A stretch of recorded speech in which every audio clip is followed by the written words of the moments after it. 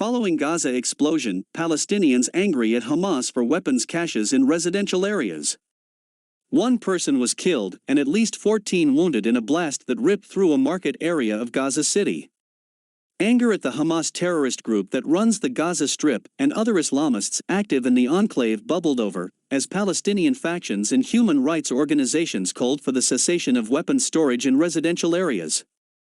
The demand came following a large explosion Thursday morning, which rocked the Al-Zawiya market area of Gaza City, in which one person was killed and at least 14 wounded, including 6 children. Initial reports suggested that it might have been a gas leak, but footage showed that the detonation of weapons caused the type of explosion. Hamas said that it had launched an investigation into the explosion, although it has not yet provided any details, according to the Jerusalem Post. Other Palestinian factions have also demanded a thorough investigation and the bringing of those responsible to account for their actions.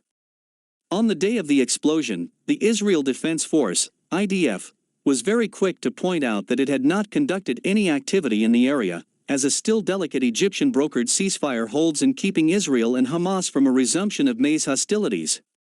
Palestinian writer Fadel al-Manisfeh said it was clear that Hamas chooses popular markets as a safe place for its ammunition warehouses because it knows that Israel does not target such places.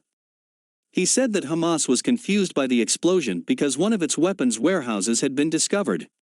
He also pointed out that a similar explosion took place in an open market in the Nuseirat refugee camp last year, killing more than 10 Palestinians and injuring dozens of others, reported the Post.